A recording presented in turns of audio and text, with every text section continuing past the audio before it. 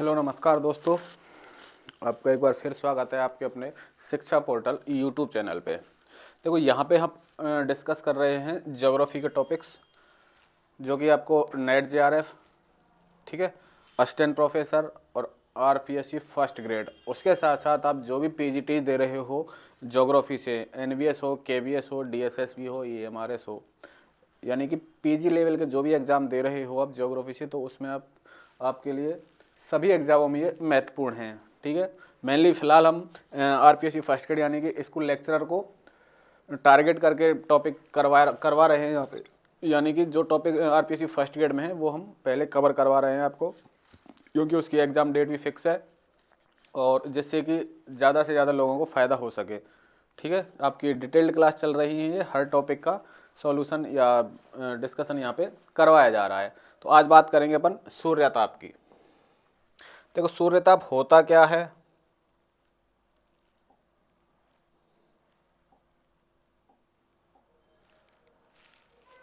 सूर्यताप होता क्या है।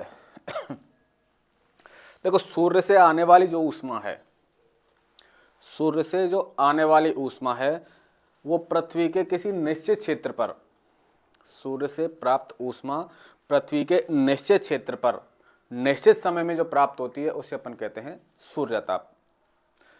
और यदि बात करें पृथ्वी की, तो हमारा एकमात्र ऊर्जा का स्रोत है वो है सूर्य, जिस पर आपकी हाइड्रोजन और हीलियम के संलयन के द्वारा ऊर्जा प्राप्त होती है। बात करते हैं सूर्यताप।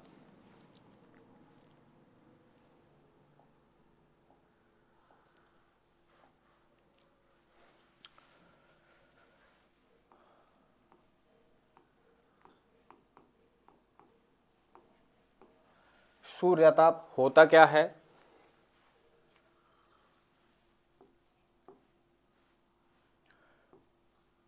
पृथ्वी के धरातल पर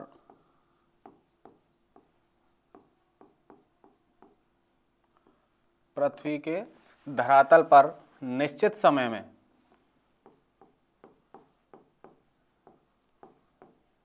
निश्चित समय में निश्चित क्षेत्र पर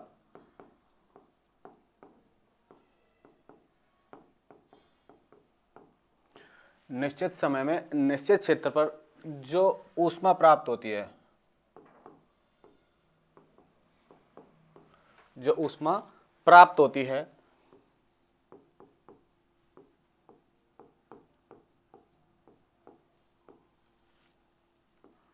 उसे सूर्यताप कहते हैं।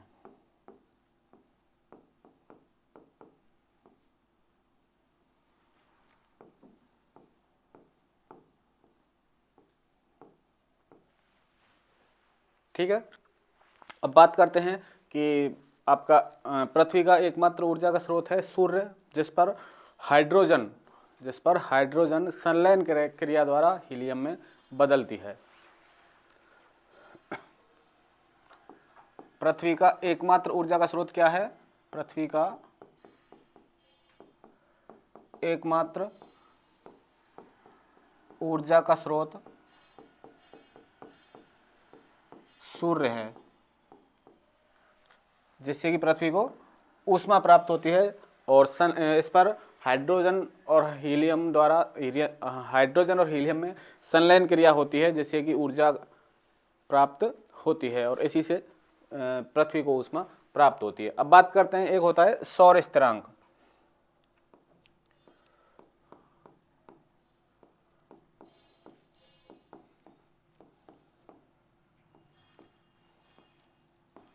सौर स्थिरांक क्या है। देखो वायुमंडल की ऊपरी सतह पर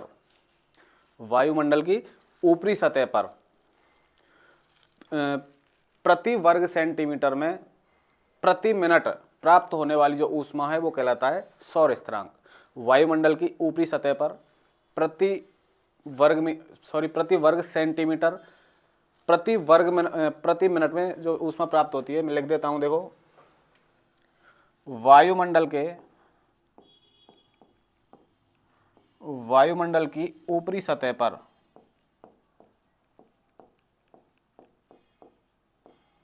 ऊपरी सतह पर लगभग 1000 किलोमीटर की ऊंचाई पर।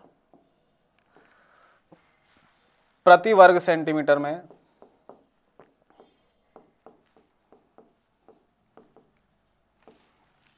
प्रति वर्ग सेंटीमीटर प्रति मिनट प्राप्त होने वाली ऊष्मा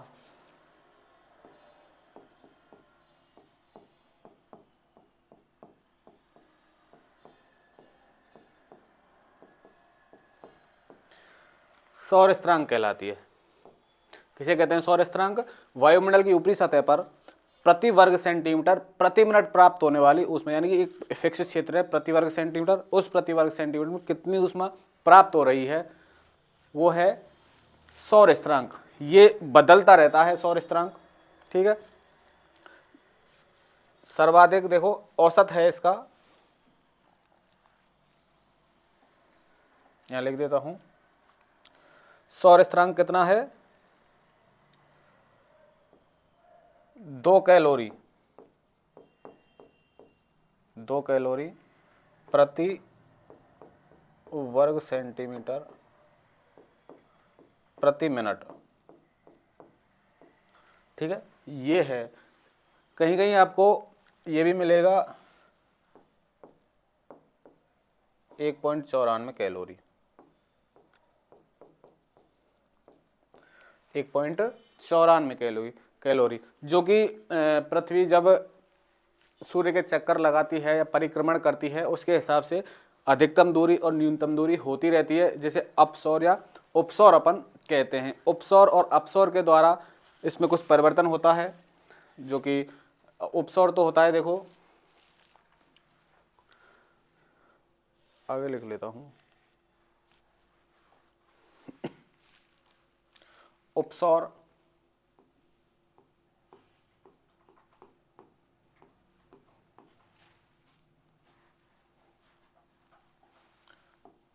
सूर्य व पृथ्वी के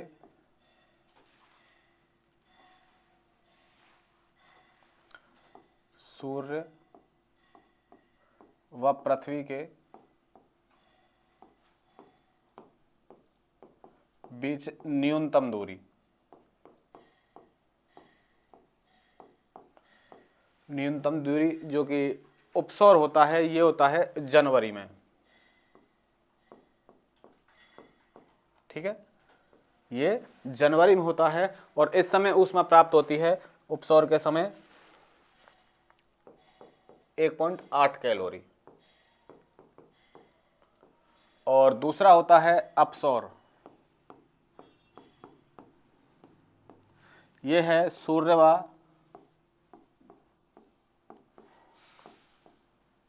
पृथ्वी के बीच अधिकतम दूरी,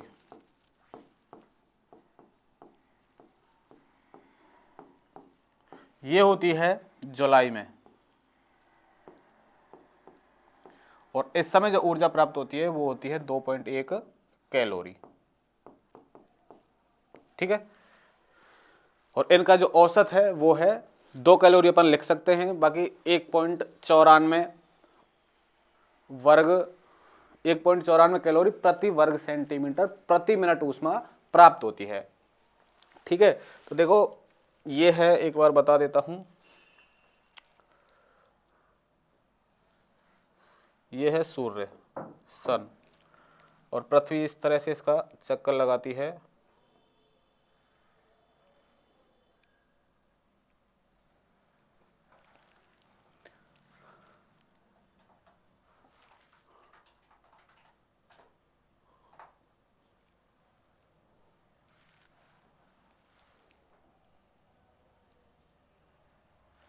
ठीक है, अब देखो ये जो दूरी है,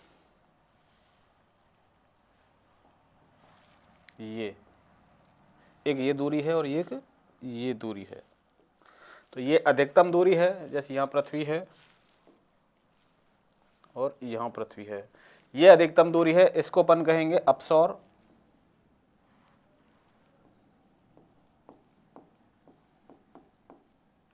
और ये है उपसौर, ठीक है। उपसौर अपसौर आपको समझ आया होगा। पृथ्वी और सूर्य के बीच जो न्यूनतम दूरी होती है उसे तो कहते हैं अपन उपसौर, और जो अधिकतम दूरी होती है उसे कहते हैं अपसौर। उपसौर की स्थिति कब होती है? जनवरी में, जब उस टाइम प्राप्त होता है जो सूर्य तप प्राप्त होता है वो होता है 1.8 कैलोरी। और जब सूर्य व पृथ्वी के बीच अधिकतम दूरी होती है उसे कहते हैं अपन अपसौर, उसमें प्राप्त होता है आपको जुलाई के समय में, और 2.1 कैलोरी उसमें प्राप्त होती है। ठीक है। अब बात करेंगे इसके प्रभावित करने वाले कारक। सूर्य तप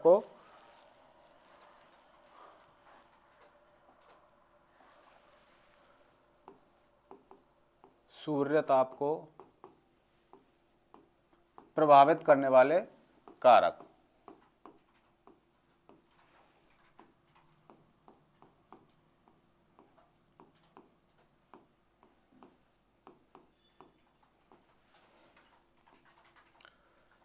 यानी कि जो ऊष्मा सूर्य से प्राप्त होती है उसको प्रभावित करने वाले कारक कौन कौन से हैं। यानी कि कहीं पर अधिक सूर्यताप प्राप्त हो रहा है, कहीं पर कम सूर्यताप प्राप्त हो रहा है, कहीं पर देर तक प्राप्त हो रहा है, कहीं पर कम समय तक प्राप्त हो रहा है। तो इसके प्रमुख कारक क्या क्या हैं वो अपन को देखने हैं। तो बात करते हैं पहला कारक।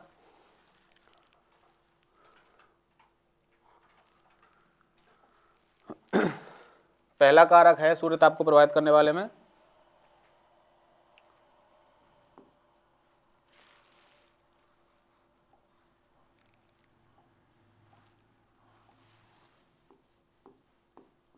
सूर्य की किरणों का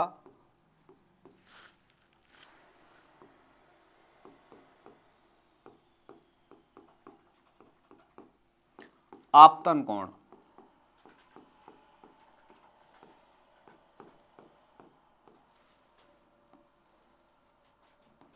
सूर्य की किरणों का आपतन कोण।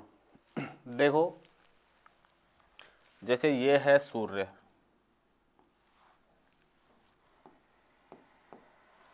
और ये है आपकी पृथ्वी।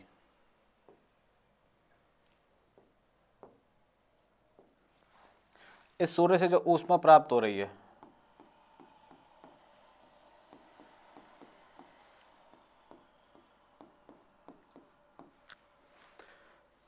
इसकी जो किरणों का, सूर्य की किरणों का जो कोण है पृथ्वी पर, आपतन कोण है। अब देखो, जब ये सूर्य की जो पृथ्वी पर ऊष्मा या सीधा चमकने की जो स्थिति है वो 3 प्रकार की होती हैं। देखो, इससे पहले मैं आपको एक चीज और बता देता हूं।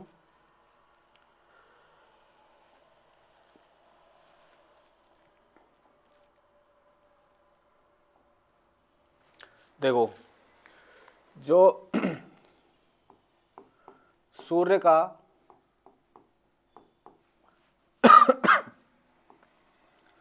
पृथ्वी पर ताप पृथ्वी को कई भागों में बांटता है।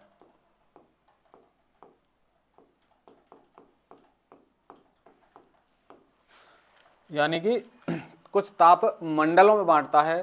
जो कुछ ताप मंडल हैं, देखो, जैसे ये है पृथ्वी,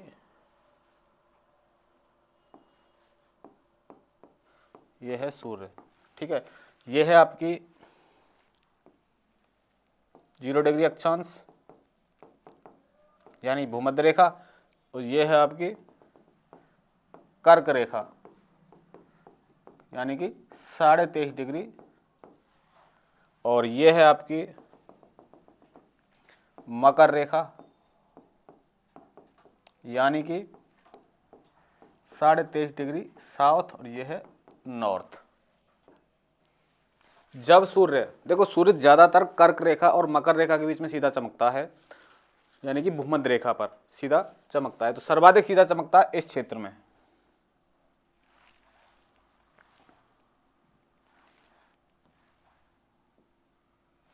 सर्वाधिक सीधा चमकता है इस क्षेत्र में। इसके ऊपर यदि बात करें, यहाँ पे है 66.5 डिग्री नॉर्थ, जिसको अपन कहते हैं आर्कटिक व्रत, और ये है 66.5 डिग्री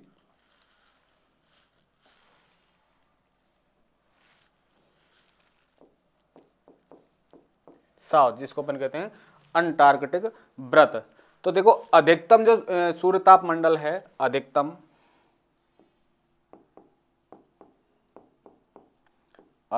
तापमंडल वो तो है कर्क रेखा और मकर रेखा के बीच, ठीक है।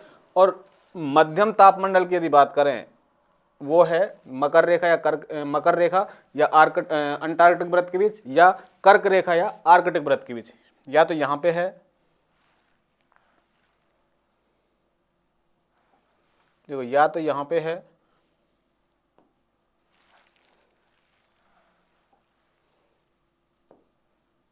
या यहां पे है। ये है मध्य तापमंडल, ठीक है, और ये है मध्य तापमंडल, ठीक है। कर्क रेखा से 66.5 डिग्री नॉर्थ तक, मकर रेखा से 66.5 डिग्री साउथ तक है आपका मध्य तापमंडल। ये देखो पहला ये है, दूसरा ये है, यानी 3 तापमंडल हैं, और तीसरा है ये वाला, और ये कहलाता है आपका न्यून तापमंडल, न्यून तापमंडल, और ये भी है न्यून तापमंडल। यानी कि इस क्षेत्र में, यानी 23.5 उत्तर से 23.5 दक्षिण तक तो हमें अधिकतम ताप प्राप्त होता है, इसलिए इसको कहते हैं अधिकतम तापमंडल। फिर 23.5 से 66.5 तक दोनों तरफ हमें मध्यम ताप प्राप्त होता है, इसलिए तो इसको कहते हैं मध्यम तापमंडल या मध्य तापमंडल। उसके ऊपर ध्रुवों तक प्राप्त होता है कम तापमान, इसलिए इसको कहते हैं न्यून तापमंडल, ठीक है। अब बात करेंगे इसके प्रभाव की, अपन बात कर रहे थे प्रभावित करने वाले कारक की। जैसे यहां पे पहला है सूर्य की किरणों का आपतन कोण। अब देखो सूर्य पृथ्वी पर सर्वाधिक सीधा चमकता है कर्क रेखा से मकर रेखा तक, सर्वाधिक सीधा चमकता है कर्क रेखा से मकर रेखा तक, और सर्वाधिक सीधी किरणें पड़ती हैं सूर्य की सर्वाधिक सीधी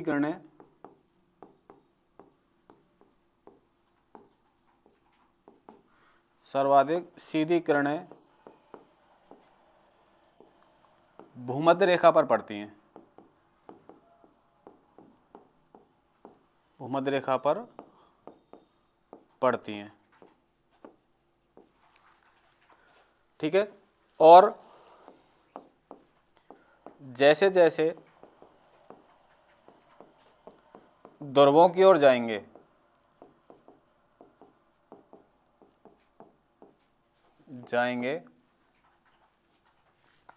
सूर्य किरणों का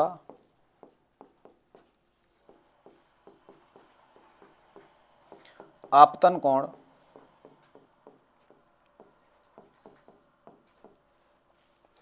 कम होता जाएगा, या ये तिरछी होती जाएंगी। अब जब किरणें तिरछी होंगी तो उनको अधिक दूरी तय करनी पड़ेगी और अधिक क्षेत्र पर फैलना पड़ेगा, ठीक है। सीधी चमक रही है कहां पर, भूमध्य रेखा पर या कर्क रेखा या मकर रेखा पर, लेकिन इससे ऊपर यदि जाएंगे तो इनका आपतन कोण कम होता जाएगा। सर्वाधिक आपतन कोण होता है कहां पे सूर्य की किरणों का पृथ्वी पे, भूमध्य रेखा पे सर्वाधिक आपतन कोण होता है, लेकिन जैसे जैसे ध्रुवों की ओर जाएंगे आपतन कोण कम होता जाएगा और तापमान भी कम होता जाएगा, ठीक है। सर्वाधिक आपतन कोण सर्वाधिक तापमान, न्यूनतम आपतन कोण न्यूनतम तापमान। सर्वाधिक आपतन कोण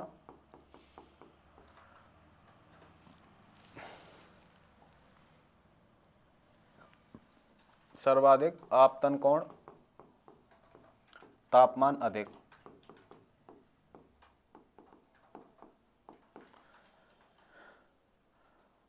न्यून आपतन कोण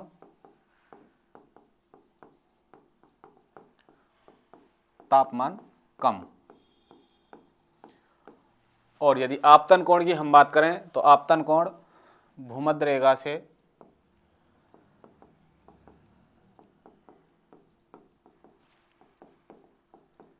ध्रुवों की ओर कम होता है। ठीक है, ये चीज आपको ध्यान रखनी है। तो सूर्य की किरणों का आपतन कोण प्रभावित करता है सूर्य तप को। यदि सूर्य की किरणें सीधी हैं यानी कि आपतन कोण अधिक है, सर्वाधिक आपतन कोण विषुवत रेखा पर होता है, इसलिए सर्वाधिक सूर्यताप विषुवत रेखा पर प्राप्त होता है। न्यूनतम आपतन कोण ध्रुवों पर प्राप्त होता है, और इसीलिए न्यूनतम तापमान भी ध्रुवों पर ही प्राप्त होता है। आपतन कोण की यदि बात करें, विषुवत रेखा से ध्रुवों की ओर जाएंगे, आपतन कोण कम होता जाएगा। ठीक है, तो ये है पहला सूर्य की किरणों का आपतन कोण। दूसरा है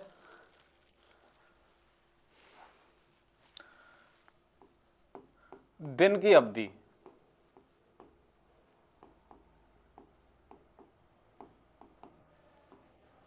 दिन की अवधि, अब देखो दिन छोटे बड़े होते रहते हैं।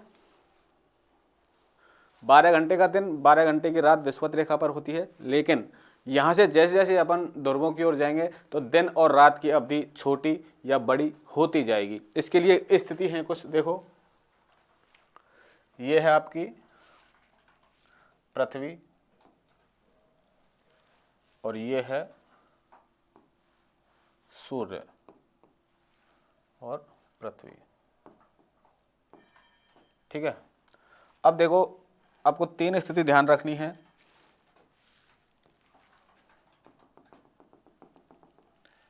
भूमध्य रेखा और कर्क रेखा,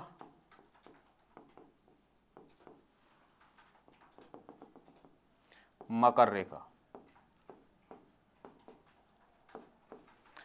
भूमध्य रेखा, कर्क रेखा और मकर रेखा। अब देखो सूर्य भूमध्य रेखा पर सीधा चमकता है या कर्क रेखा और मकर रेखा पर सीधा चमकता है, यानी कि पृथ्वी जब परिक्रमण गति करती है उसके हिसाब से ये सिस्टम चलता है। तो देखो यदि कर्क रेखा पर सूर्य सीधा चमक रहा है, कर्क रेखा पर सीधा चमकेगा, वो चमकेगा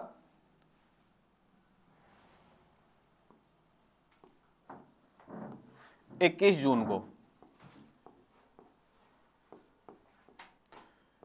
सूर्य कर्क रेखा पर सीधा चमकता है 21 जून को, और कर्क रेखा है आपकी उत्तरी गोलार्ध में, तो 21 जून को सूर्य कर्क रेखा पर सीधा चमक रहा है, तो दिन सबसे बड़ा कहां पे होगा? उत्तरी गोलार्ध में। और उत्तरी गोलार्ध में दिन बड़ा होगा तो यहाँ पे सूर्यताप की प्राप्ति अधिक होगी। और दक्षिणी गोलार्ध की यदि बात करें तो यहाँ पे दिन बड़ा है तो यहाँ पे कैसा होगा? छोटा होगा। जब उत्तरी गोलार्ध में दिन बड़ा है तो छोटा कहाँ पे होगा? दक्षिणी गोलार्ध में होगा। अधिकतम सूर्यताप कहाँ प्राप्त हो रहा है? उत्तरी गोलार्ध में। तो उसके उल्टा यानी कि न्यूनतम सूर्यताप कहाँ पे प्राप्त होगा? दक्षिणी गोलार्ध में। ऐसे ही एक स्थिति बनती है कि सूर्य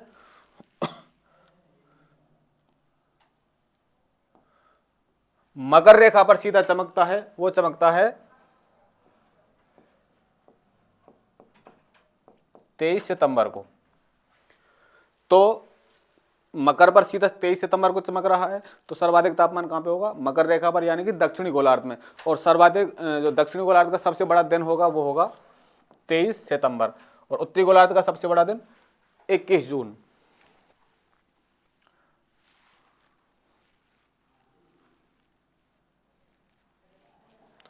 उत्तरी गोलार्ध का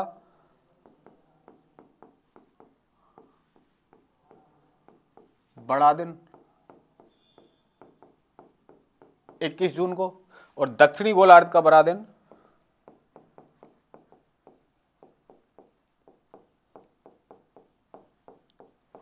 1 ध्यान रखना है आपको, उत्तरी गोलार्ध का सबसे बड़ा दिन है 21 जून को, दक्षिणी गोलार्ध का सबसे बड़ा दिन है 23 सितंबर को।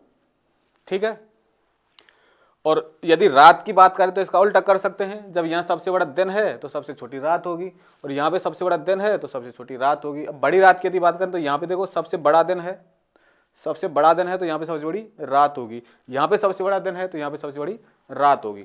ठीक है, अब बात करते हैं भूमध्य रेखा की। जब सूर्य भूमध्य रेखा पर सीधा चमकता है, यह स्थिति बनती है 2 बार। 21 मार्च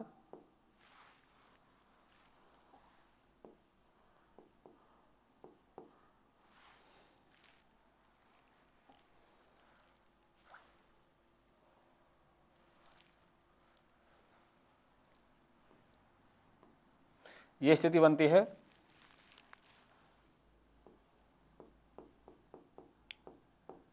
21 मार्च व 22 दिसंबर को।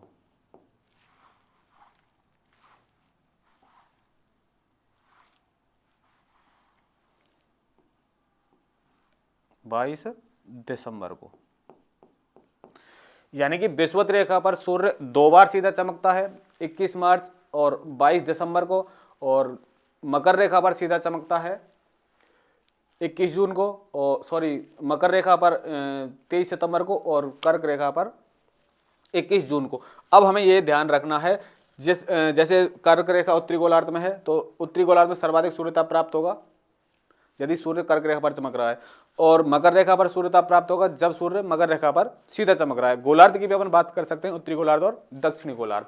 ठीक है, तो ये है दिन की अवधि के हिसाब से, यानी कि दिन बड़ा तो सूर्यताप अधिक, दिन छोटा तो सूर्यताप कम। और वो ये मैंने आपको बताया गोलार्ध के हिसाब से, यानी कि सूर्य उत्तरी गोलार्ध में सीधा चमक रहा है, यानी कर्क रेखा पर सीधा चमक रहा है तो उत्तरी गोलार्ध में सूर्यताप अधिक प्राप्त होगा। मकर रेखा पर सीधा चमक रहा है तो दक्षिणी गोलार्ध में अधिक सूर्यताप प्राप्त होगा।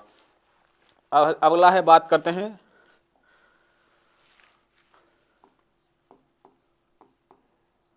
वायुमंडल की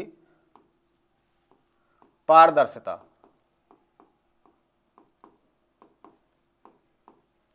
देखो, वायुमंडल की पारदर्शिता भी सूर्यताप को प्रभावित करती है। वायुमंडल की पारदर्शिता भी सूर्यताप को प्रभावित करती है, क्योंकि यदि जैसे कि आप विषुवत रेखा का उदाहरण लें, विषुवत रेखा पर बादल वर्ष भर छाए रहते हैं, यानी कि यहाँ पे संघनन की क्रिया ज़्यादा होती है और बाष्पीकरण अधिक होता है। बाष्पीकरण अधिक होता है तो यहाँ पे ज़्यादातर बादल छाए रहते हैं, और बादल ज़्यादा छाए रहते हैं तो सूर्य का प्रकाश अधिक प्राप्त नहीं होता है। यानी कि वायुमंडल में बादल यदि छाए हैं तो सूर्यताप कम प्राप्त होगा। वायुमंडल में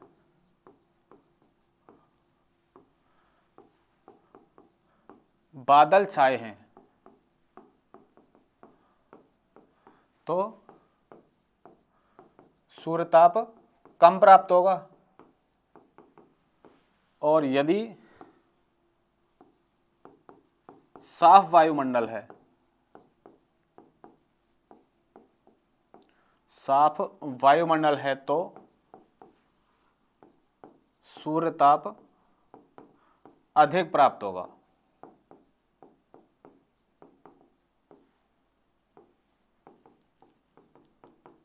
ये चीज आपको ध्यान रखनी है, क्योंकि सूर्य की किरणें नीचे तक आ नहीं पाएंगी, और आ नहीं पाएंगी तो सूर्यताप प्राप्त नहीं होगा। स्वच्छ आकाश है तो सूर्य किरणें ज्यादा आ पाएंगी तो सूर्यताप अधिक प्राप्त होगा। इसलिए वायुमंडल की पारदर्शिता भी प्रभावित करती है सूर्यताप को। ठीक है, उसके बाद है चौथा, सूर्य व पृथ्वी के मध्य की दूरी। सूर्य व पृथ्वी के मध्य की दूरी, ये आपकी पृथ्वी है,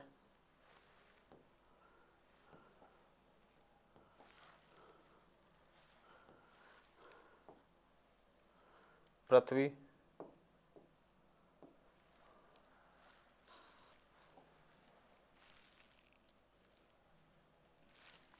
पहले बनाएंगे सूर्य, ये है सन, और इस तरह से घूमती है इसके चारों ओर पृथ्वी।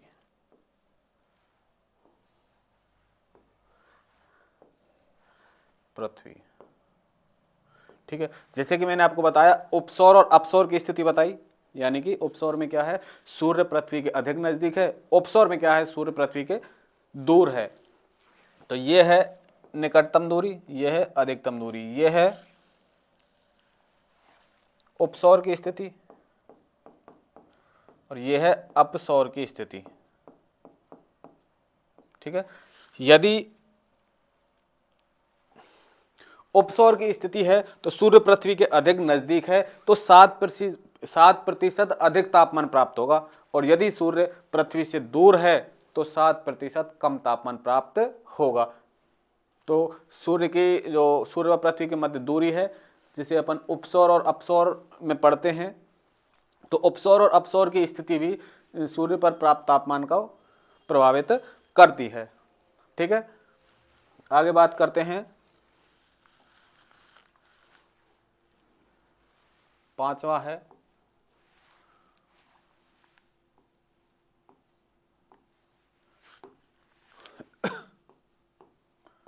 स्थल व जल का स्वभाव।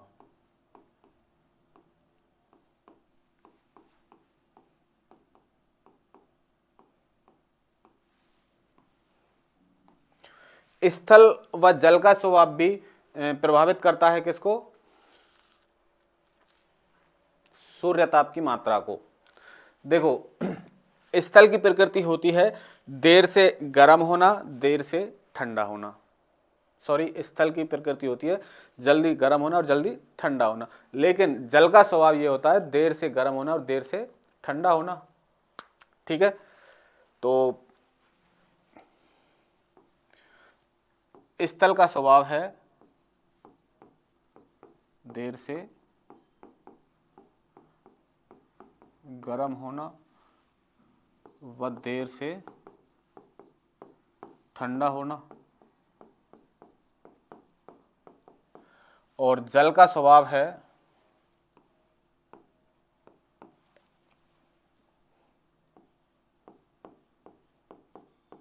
जल्दी गर्म होना व जल्दी ठंडा होना। इस स्वभाव के कारण जैसे स्थल भाग है, स्थल भाग देर से गर्म होता है तो सूर्य ताप अधिक समय तक प्राप्त होना चाहिए, और यदि जल भाग है तो वहाँ पे जल भाग जल्दी से गर्म हो जाता है और जल्दी से ठंडा हो जाता है। इसीलिए स्थल व जल का स्वभाव भी प्रभावित करता है किसको? सूर्य ताप की प्राप्ति को। इसके बाद है छठवां सौर कलंक।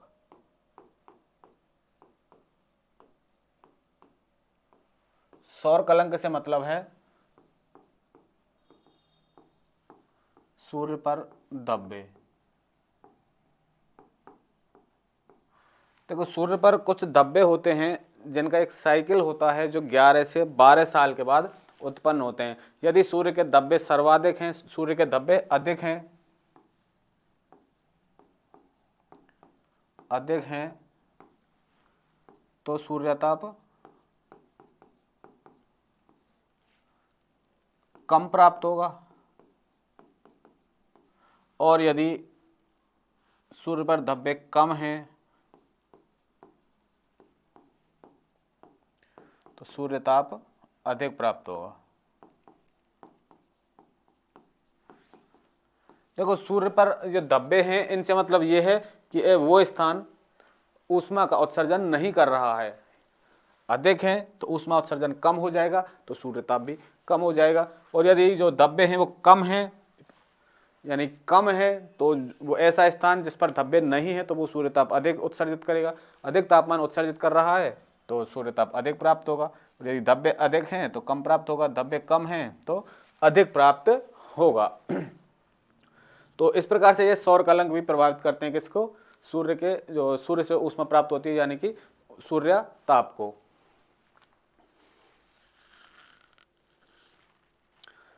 एक बार देखते हैं,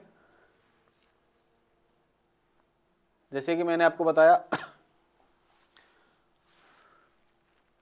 सूर्य ताप के बारे में। होता क्या है? सूर्य ताप पृथ्वी के धरातल पर निश्चित समय में निश्चित क्षेत्र पर जो ऊष्मा प्राप्त होती है उसे सूर्य ताप कहते हैं। ऐसे ही पृथ्वी का एकमात्र ऊर्जा का स्रोत है सूर्य, जिस पर हाइड्रोजन गैस संलयन क्रिया द्वारा हीलियम में बदलती है, जिससे क्या ऊष्मा उत्सर्जित होती रहती है, ऊष्मा उत्सर्जित होती रहती है। बात की अपन ने सौर स्थिरांक की। वायुमंडल की ऊपरी सतह पर 1000 किलोमीटर की ऊंचाई पर प्रति मिनट प्रति वर्ग सेंटीमीटर क्षेत्र में जो प्राप्त ऊष्मा होती है उसे अपन कहते हैं सौर स्थिरांक। और सौर स्थिरांक की अपन बात करें तो सौर स्थिरांक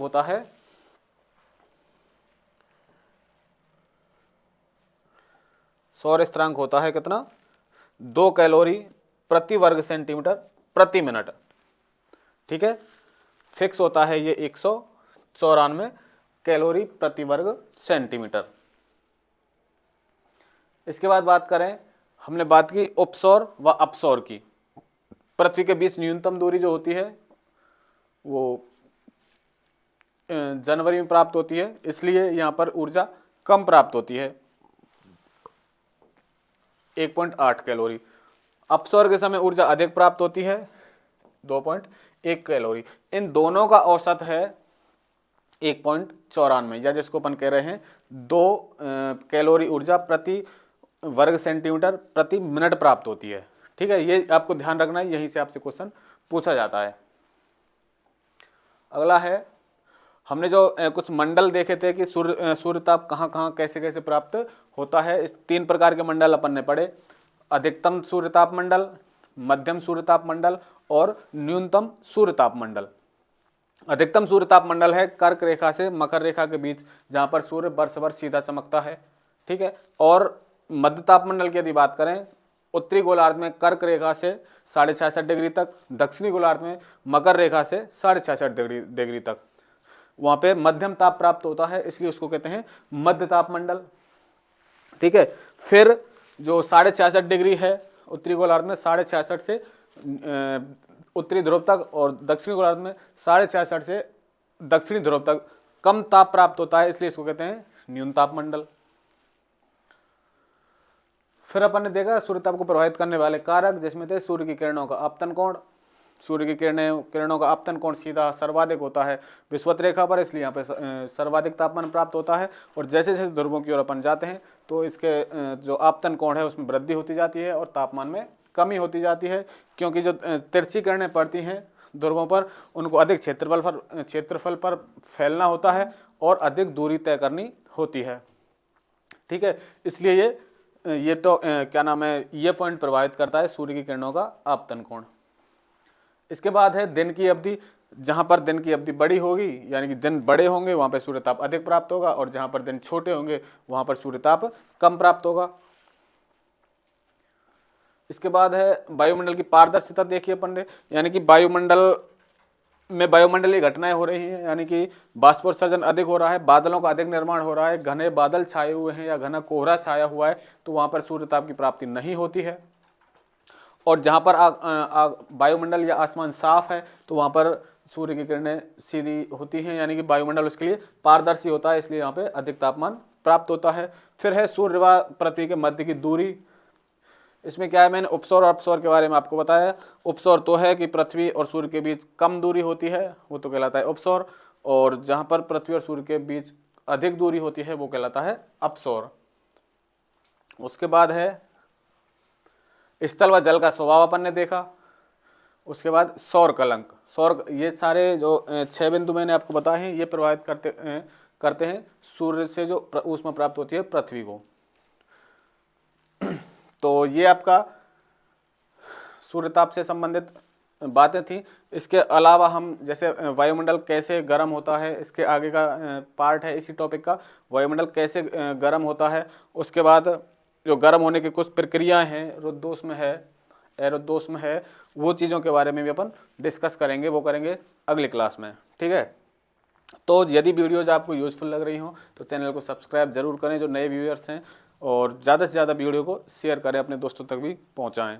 और ये जितने भी टॉपिक मैं आपको करवा रहा हूँ, ज़्यादातर आपको सभी एग्ज़ामों में, यानी कि पीजीटी हो या सेकंड ग्रेड हो, फर्स्ट ग्रेड हो, और असिस्टेंट प्रोफेसर हो, यूजीसी नेट हो, सभी में आपके लिए उपयोगी हैं। तो ज़्यादा से ज़्यादा दोस्तों को बताएं और शेयर भी करें क्लासों को। ठीक है, तो मिलते हैं अगली क्लास में, तब तक के लिए थैंक यू।